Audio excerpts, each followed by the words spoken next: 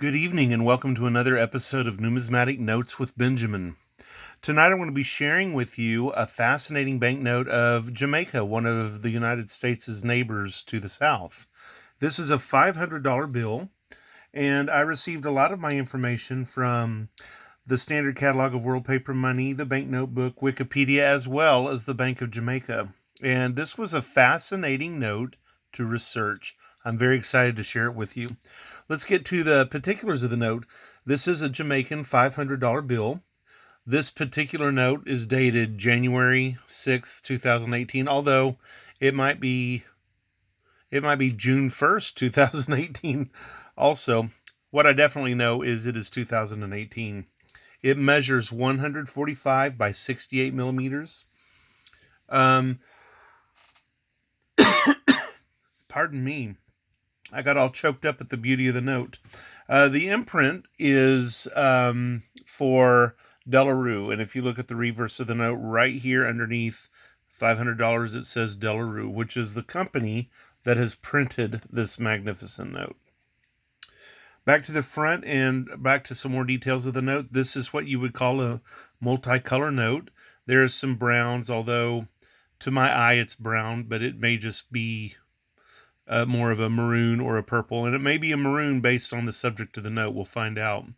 But there's oranges. There seems to be light greens and yellows mixed in. So this is what I could fairly call a multiple colored note.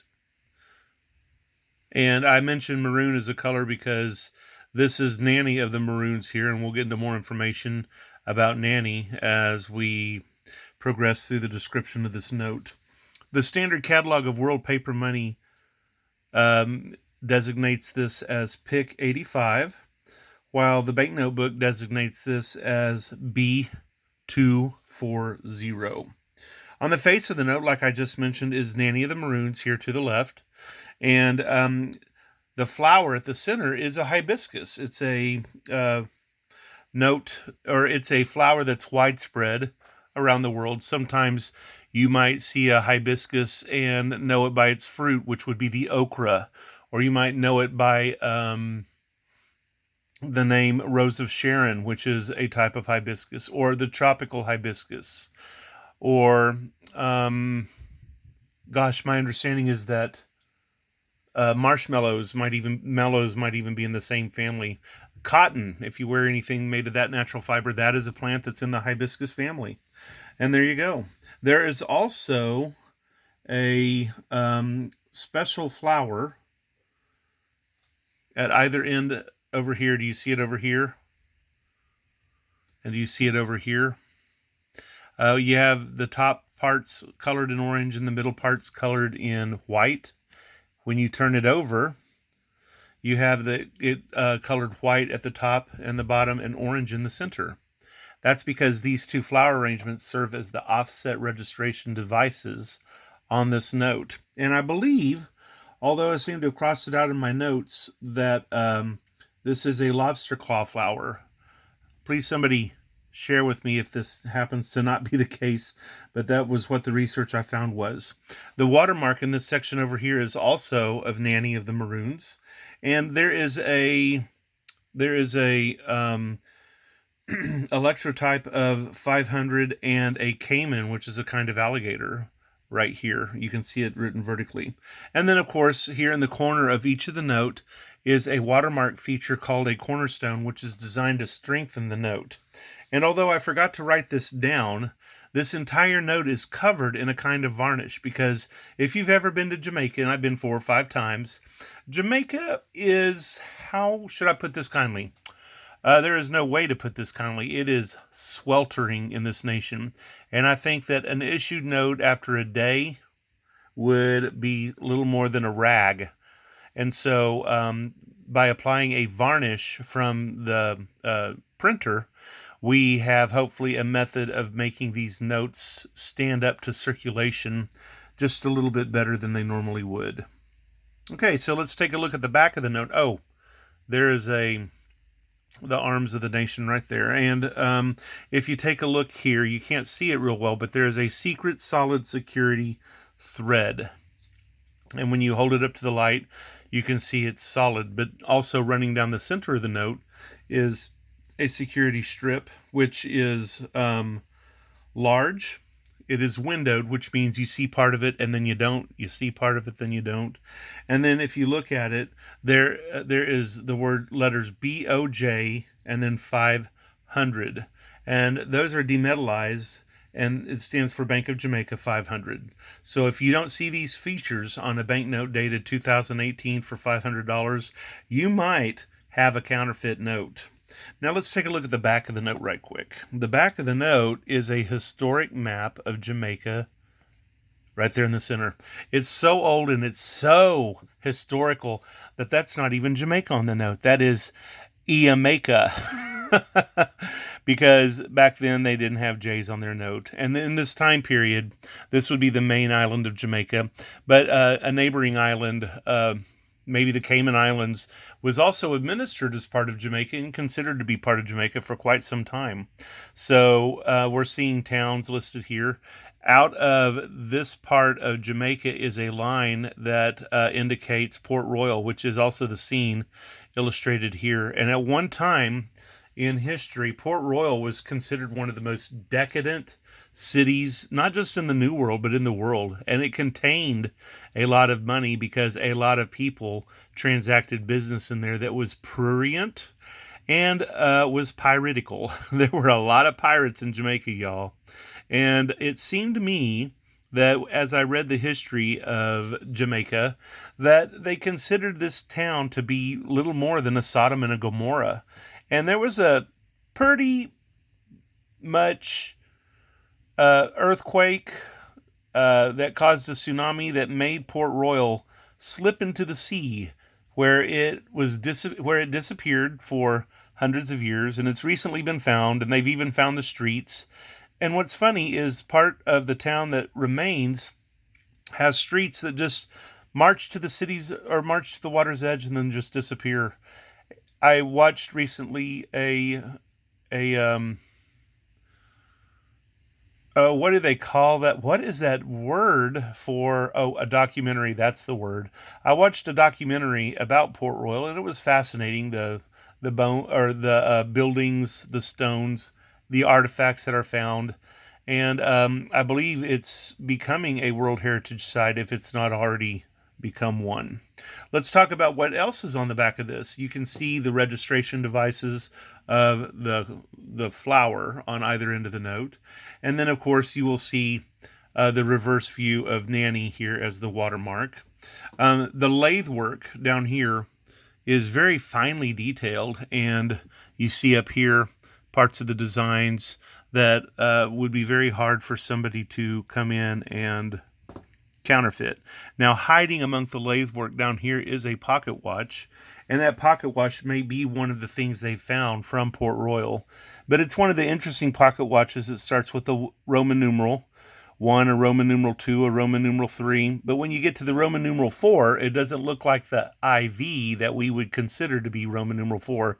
It consists of the III, which is one of the two acceptable ways to show the Roman numeral 4. In fact, if you have coins from Great Britain in your collection, your coins that are George IV or your coins that are, well, let's see. Yeah, I think George IV, some of them might have the III on them. It's a fascinating thing to see the trends in society that can sometimes show up over time on a banknote. So we have the historical map of Jamaica, we have the street scenes of Port Royal, we have the pocket watch, and if you hold it up to the light, you will see the security threads that appear on this side of the note as well. Now, let's go back to the hibiscus flower on the face of the note. I'm a master gardener, and I'm a master gardener here in the state of Oklahoma. And I love me some hibiscus because hibiscus does very well in the climate here in Oklahoma. You would think, oh, but it's tropical. Well, believe me, when I step outside in the summer, it feels tropical here. And my 8 or 9 foot banana in my backyard would probably back me up in the tropical feeling of central Oklahoma from time to time. But this hibiscus flower has another name. It is known as a shoe black because historically this flower can be used to polish shoes.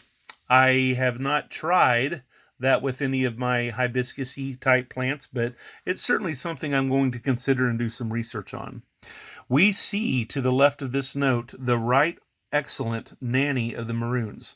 This is not how Nanny of the Maroons looked. It is an idealization because she was so secretive that they still don't know exactly what she looked like.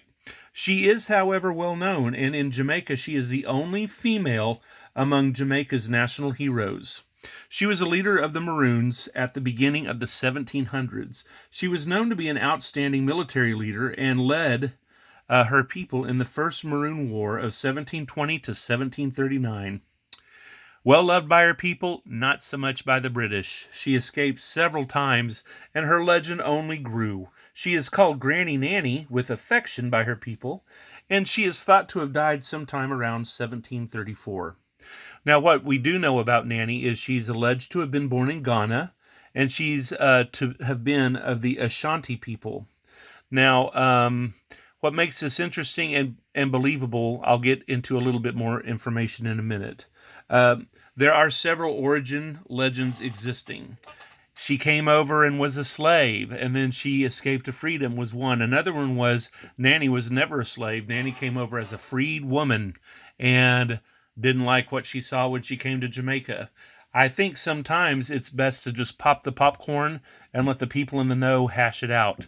It would definitely be informing or informational to sit and listen to people discuss Nanny of the Maroons.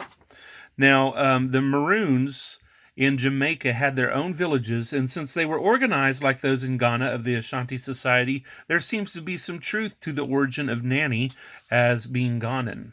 Now, she was responsible for raids that overall, from the beginning to the end of their time of war with the British, freed more than 1,000 slaves that had the option of joining them in their maroon villages. The British frequently attacked, but they never ever beat the Maroons. One of the tactics that made this domination against the British possible was the use of the abang, or the cow horn, which allowed them to communicate over long distances using noise.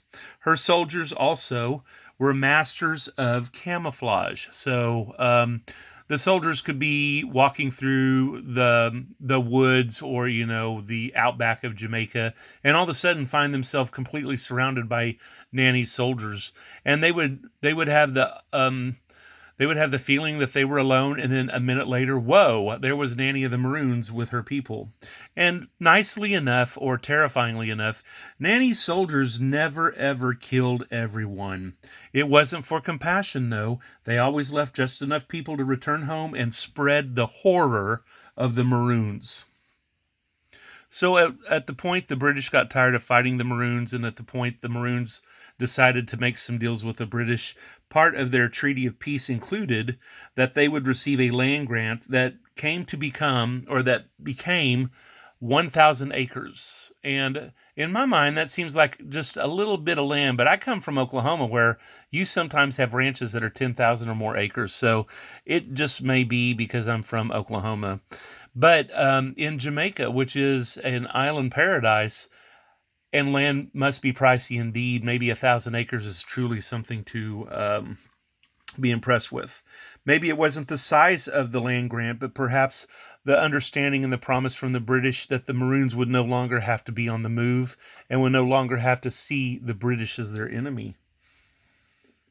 The British and the Maroons came to their agreement with the additional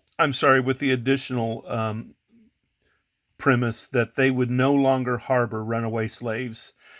And maybe history will be kind to the Maroons because they also were expected to help the British catch runaway slaves and return them for a paid bounty. And the Maroons also agreed to fight with the British in event of French or Spanish attack. So it is debatable whether or not the Maroons actually helped the British by catching or overlooking runaway slaves. I don't really know. None of my research showed that, but I'm sure there's scholarship from Jamaica that would support or argue against it. Her leadership, Nanny's, has been attributed to her powers of obeah, which is an African religion that is still practiced today, probably in Africa, but I'm sure in Jamaica as well. Now, because this $500 bill depicts Queen Nanny, it is sometimes just called a nanny. So if you go to the store and they say that'll be a nanny and a tenner, maybe that's $510. Unfortunately, the exchange rate of a $500 in Jamaica is not a lot of money.